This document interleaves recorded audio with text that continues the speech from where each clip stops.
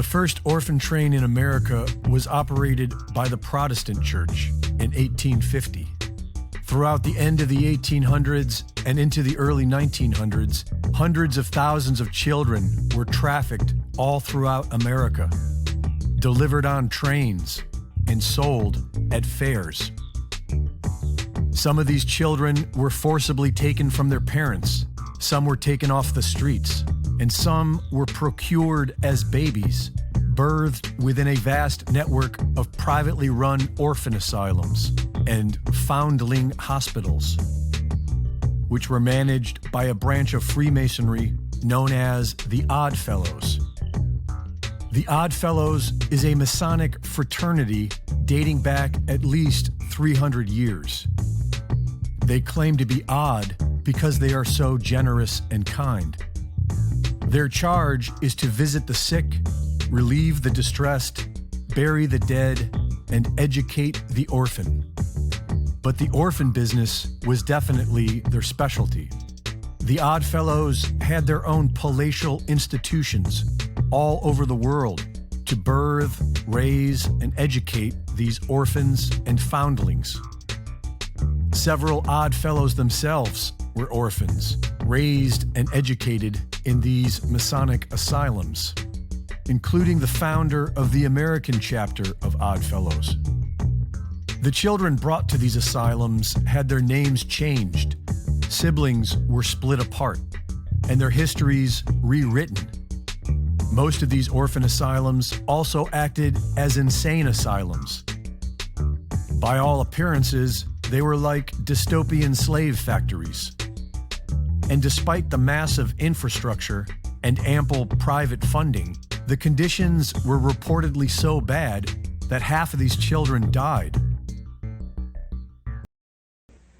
The very word secrecy is repugnant in a free and open society, and we are, as a people, inherently and historically opposed to secret societies, to secret oaths, and to secret proceedings.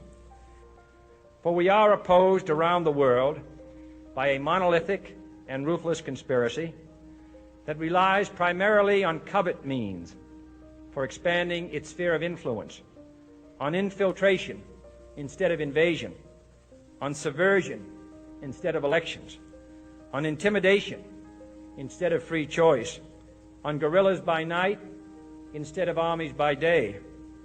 It is a system which has conscripted vast human and material resources into the building of a tightly knit, highly efficient machine that combines military, diplomatic, intelligence, economic, scientific, and political operations.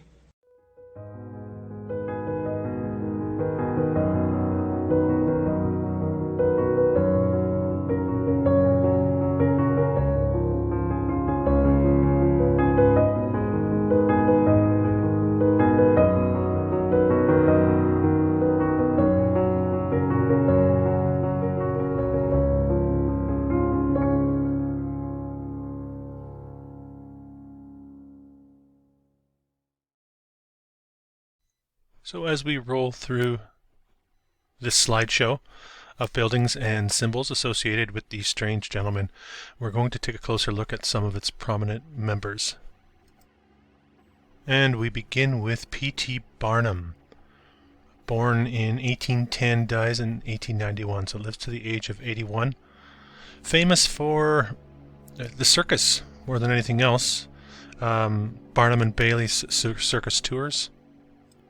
Although he was once the mayor of Bridgeport, Connecticut, and he was also a member of the Connecticut House of Representatives. Begins his political life as a Democrat and ends as a Republican. And of course, history records him as a benevolent philanthropist, apparently a free speech advocate, temperance, big on the temperance movement and the abolition of slavery, so a very benevolent figure as is handed down through time. He, early on in life, purchases the Scudder's American Museum and fills it with all sorts of hoaxes and forgeries. This is sort of where the freak show begins to take shape. always thought his Iranistan residence in Connecticut is interesting. You can see it here. Getting to the circus freak show, if you will. That doesn't really happen until he gets into his 60s, we are told. Beginning as the P.T. Barnum's Great Traveling Exposition and World's Fair. Interesting, you get a tie-in there with the World's Fairs that we're familiar with in this research, the incubator babies. You also get a tie-in with the clown research that's been done. A lot of people have looked a little closer into the Nephilim or clowns part of this research. And it's interesting because the three-ring circus, as you can see here, the three rings symbolism, is carried into the P.T. Barnum and Bailey three-ring circus concept. And then three-ring circus has sort of become synonymous with a show that you can't keep track of, all sorts of crazy things going on, that sort of concept. And the last thing I'll say about P.T. Barnum, recently listened to an interview with Zena LaVey. She was the daughter of Anton LaVey, the founder of the Church of Satan, who apparently Anton LaVey's, one of his major influences was P.T. Barnum, of course, who coins the phrase, there's a sucker born every minute. And before we move too far away from the circus, there's a few other prominent strange gentlemen. We have Charlie Chaplin, famous for his silent era films in the early days of Hollywood.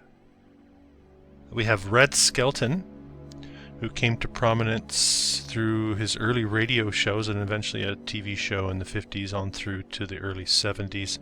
Also well known, apparently, for his paintings of clowns, which I found interesting. We also have Dr. Patch Adams. They made a movie starring Robin Williams, I think it was in the 90s, of this gentleman. It looks like there's a whole group that has been created surrounding the whole clown motif associated with this gentleman as well. And I also thought I would throw in Burl Ives to this mix as well, one of those early entertainers. But getting away from the clowns, or maybe not, we have Albert Pike, very prominent, well-known Freemason. Interestingly, his lifespan almost mirrors exactly P.T. Barnum's. It goes from 1809 to 1891 and also lives to the age of 81. Famous for being a Confederate general in the American Civil War, and maybe lesser known for being a poet. Publishes a book called Morals and Dogma of the Ancient and Accepted Scottish Rite of Freemasonry. This happens in 1871, and it really helped the order to grow, apparently, as it moved into the 19th century. Or throughout the 19th century, sorry. Also always associated with Albert Pike with the Ku Klux Klan. Apparently now there's some debate as to whether or not he was associated with the Klan, but many historical accounts lump him in as one of the major members. So make of that what you will. Is that historical modification going on? And within conspiracy circles, Albert Pike, well known for his 3 letters to Giuseppe Mazzini, or his letter to Giuseppe Mazzini outlining the 3 world wars and how those were to take place. A lot of people, of course, will say that those weren't real. Very interesting nonetheless, trying to outline how the new order would come about, I suppose. And the Strange Gentleman membership also boasts a good handful of royalty from throughout Europe. And I'd like to interject a little bit of Canadian flavor for you. We have the first Prime Minister of Canada, Sir John A. Macdonald, also prominent within this organization. Also dies the same year as Barnum and Pike. Interesting coincidence. Serves as Prime Minister of Canada for 19 years. Now this happens, it begins in October of 1878. Pardon me. It begins in 1867. I should have known that, being Canadian, the year of our Confederation. Coincidentally, this date coinciding with the end of the American Civil War. So you're getting this start date happening with both nations here, or a restart, I suppose you could say, for the States. I've always found that to be an interesting correlation, and now that we throw this into the mix, that all these gents are in the same gentlemen's clubs, it gets even more interesting. Wyatt Earp was a member. Very interesting life story with this gentleman. You have to wonder how much of it really is a story. At the end of his life, he becomes a consultant for the silent era cowboy movies. So is he just getting into Hollywood at the end, or is the entire story here a fabrication? You have to wonder. And in that same Civil War era, we have Grenville Dodge, Union Army officer and military intelligence chief for Ulysses S. Grant, who was also a member of this organization. One of his major accomplishments being the construction of the Transcontinental Railroad. That's very relevant to this old world research, as many of us believe a lot of this infrastructure was being repaired and dug up and not necessarily new at the time. So there's a bit of a tie-in there as well. And it looks like American President FDR, Franklin Delano Roosevelt, was also a member of this organization, as well as his wife Eleanor. Of course, Eleanor would have been a member of the Daughters of Rebecca, or the International Association of Rebecca. Would be the female counterpart to this club. If you watch the full video, which is hidden behind a paywall, that'll be in the description, that I started this video off with. It was a Greg Reese video. He gets into a theory of how the strange gentlemen, I guess you could say, were organizing the removal of people from their premature children, foundlings, things like that, and then the Rebeccas would have been the ones tasked to raise these children and, of course, educate these orphans as well. Interestingly, also post-World War II, Eleanor is prominently involved with the United Nations General Assembly, having a major role apparently in the Universal Declaration of Human Rights.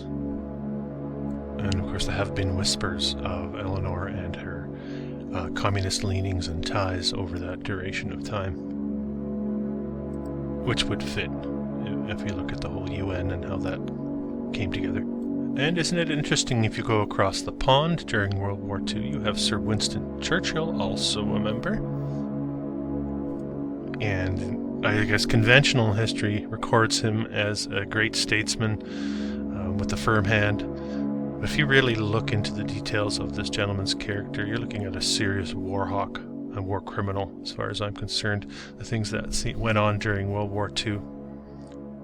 If you know about the bombing of Dresden, that's the most famous one, but these things went on, and these are the Allied forces, the leaders of the Allied forces that were in charge of these campaigns. Interestingly as well, he's considered a liberal reformer who had a hand in the creation of the modern welfare state. And if we turn the clocks back a little further, we also have Sir Stanley Baldwin, Prime Minister of the United Kingdom, 1923 to 37. And we'll jump back across the pond to the American presidents. I mentioned Ulysses S. Grant. You also have Schuyler Colfax, 1869 to 1873. William McKinley, who somewhat famously is assassinated in 1901 at the Buffalo World's Fair, and his predecessor Teddy Roosevelt comes in guns a-blazing. Also have Rutherford Hayes, 19th U.S. President, 1877 to 1881, and it also boasts Harry S. Truman as a member, FDR's successor. So really you have this group, or members of this group of gentlemen, in control of the Western powers for quite a long duration of time overtly. They're actually telling us they are members. These are all members, admittedly, on their websites. I'm sure there are many that we don't know about, where the secrecy is much deeper. Interesting member of note here, William Mulholland, civil engineer and designer of the Los Angeles Aqueduct. So there's some infrastructure again. This has been questioned as well in this field of research. A lot of what was in that area at the time. What is it older? Was it all built when they say? This is interesting to have this tie-in as well. But I'm going to finish this list with a couple real pieces of work, if you will. The first one is Robert Byrd, state senator from West Virginia in the States. Served from 1959 to 2010. 51 years, the longest serving senator. He first enters the political arena by organizing and leading a local chapter of the Ku Klux Klan in the 40s. Apparently he disavows this membership, said it was a big mistake. You look at the people that he rubs elbows with down through time, and the current sitting president included. Very interesting to have this gentleman in power for such a very long time. Apparently he held the position of president pro tempore, which is the third most powerful seat in the U.S. government. 4 times he had that position when his party, the Democrat Party, was in the majority. And you can see him here shaking hands with JFK and Gerald Ford and a couple other members you may be familiar with down through time. So I suspect there's a lot more to this story with Robert Byrd than we're seeing, of course. And again, another prominent member of this organization. I'm going to finish my list here with Earl Warren. I'm doing this because it kind of completes the loop with the intro clip I used of John F. Kennedy and his speech on secrecy in the press and in general. If you're not familiar who Earl Warren is, he was Chief Justice in the United States from 1953 to 1969. That's quite a long time. He began as a governor in California in the 40s, 43 to 53. So 10 years as a governor, and becomes Chief Justice in 1953. Apparently known for taking the court more in a liberal direction. Yeah, considered to be a constitutional revolution, whatever that means. Are they still trying to enact this? Is it a departure from the Constitution? Is it a rewriting of a lot of that? That probably needs further investigation as well. But most famously, I would say he is known for heading the Warren Commission, the commission that was put together to investigate the 1963 assassination of President John F. Kennedy. A little bit more about his political ambitions here. Actually, we have him as Thomas Dewey's running mate in the 1948 presidential election, which they would end up losing to Truman.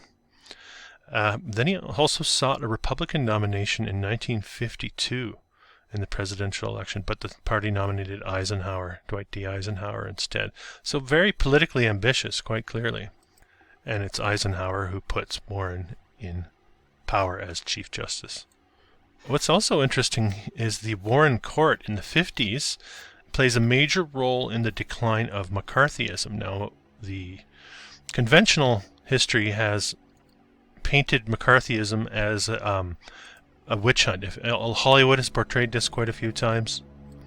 The Red Scare, the second Red Scare, McCarthyism, where U.S. Senator Joseph McCarthy is spearheading a campaign to hunt out the communist infiltration within the states. And it has a real stronger meaning, I'd say, in the modern day, as we've seen this infiltration happen through the education systems and political machinations, I guess you could say, down through the last 40 and 50, 60 years. It's interesting because Warren looks like he has a hand in squashing this at that time.